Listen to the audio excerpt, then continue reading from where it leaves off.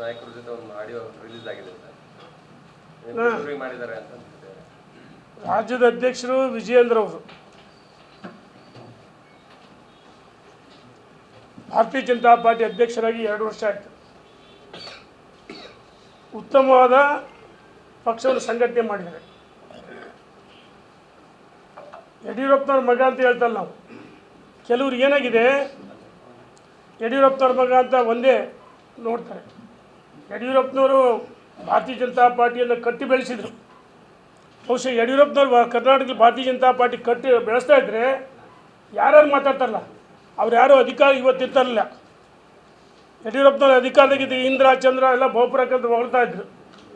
ಈಗ ಕೆಲವರಿಗೆ ಯಡಿಯೂರಪ್ಪನವ್ರ ಕುಟುಂಬ ಅಂತ ಹೇಳ್ತಾರೆ.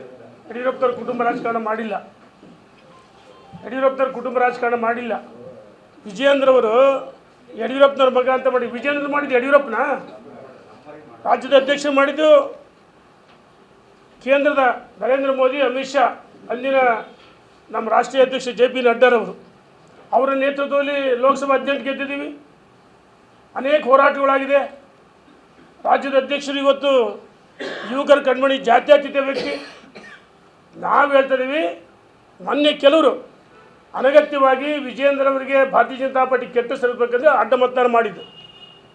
ಅದನ್ನು ರಾಷ್ಟ್ರೀಯ ನಾಯಕರು ತೀರ್ಮಾನ ಮಾಡ್ತಾರೆ. ಆದರೆ ನಾನು ಹೇಳ್ತಿದ್ದೀನಿ, ವಿಜಯೇಂದ್ರ ಪಕ್ಷವನ್ನು ಕಟ್ಟಿ ಬೆಳೆಸಿದರೆ ಯಡಿಯೂರಪ್ಪನವರಂತೆ.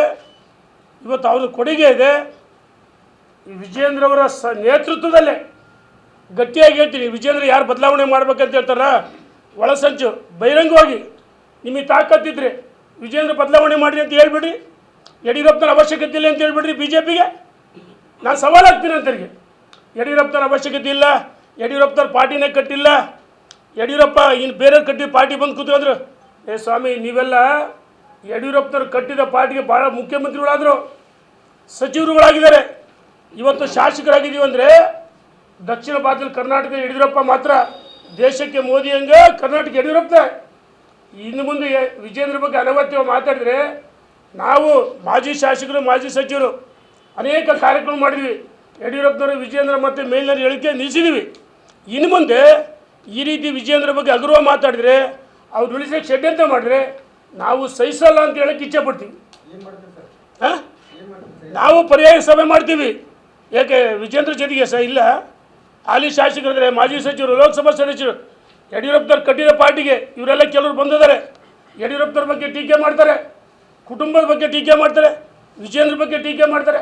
ಇದು ಒಳ್ಳೆಯದಲ್ಲ. ಅನಗತ್ಯವಾಗಿ ಕೆಲವರು ಒಂದು 3-4 ಜನ ವಿಜಯೇಂದ್ರ ಅವರಿಗೆ ಕೆಟ್ಟ ತರಬೇಕು, BJP ಕೆಟ್ಟ ತರಬೇಕಂದ್ರೆ ಅಡ್ಡ ಮತದಾನ ಮಾಡಿದ್ದು ಇದರ ರಾಷ್ಟ್ರೀಯ ನಾಯಕರಿಗೆ ಗೊತ್ತಿದೆ.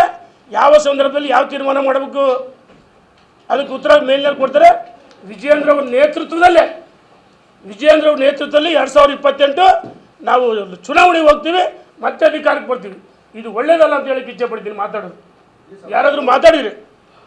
ರಾಷ್ಟ್ರೀಯ ನಾಯಕರು ಈಗ ವಿಜಯೇಂದ್ರನ ಅಧ್ಯಕ್ಷ ಮಾಡಿದ್ರು, ಅದೇ ರಾಷ್ಟ್ರೀಯ ನಾಯಕರು ಚೇಂಜ್ ಮಾಡಿದ್ರೆ ಏನಂತ? ರಾಷ್ಟ್ರೀಯ ನಾಯಕರು ಬದಲಾವಣೆ ಮಾಡ್ತೀವಿ ಅಂತ ಎಲ್ಲಿ ಹೇಳಿಲ್ಲ. ಕೆಲವರು ಮಿಸ್ಗೈಡ್ ಮಾಡ್ತಾ ಇದ್ದಾರೆ. ರಾಷ್ಟ್ರೀಯ ನಾಯಕರಿಗೆ ಗೊತ್ತಿದೆ ಕರ್ನಾಟಕದಲ್ಲಿ ಭಾರತೀಯ ಜನತಾ ಪಾರ್ಟಿ ಕಟ್ಟಿ ಬೆಳೆಸಿದ್ಯಾರು, ವಿಜಯೇಂದ್ರ ಅಧ್ಯಕ್ಷ ಆದಮೇಲೆ ಯಾವ ರೀತಿ ಆಯಿತು ಎಲ್ಲ ಗೊತ್ತಿದೆ. ಹಾಗಾಗಿ ವಿಜಯೇಂದ್ರ ಅವರು ಮುಂದುವರಿತಾರೆ. ಧನ್ಯವಾದಗಳು. ಅಣ್ಣ, ರಾಷ್ಟ್ರೀಯ ನಾಯಕರು ಬದಲಾವಣೆ ಮಾಡಲ್ಲ, ಅವರೇ ಮುಂದುವರಿತಾರೆ. ಧನ್ಯವಾದಗಳು.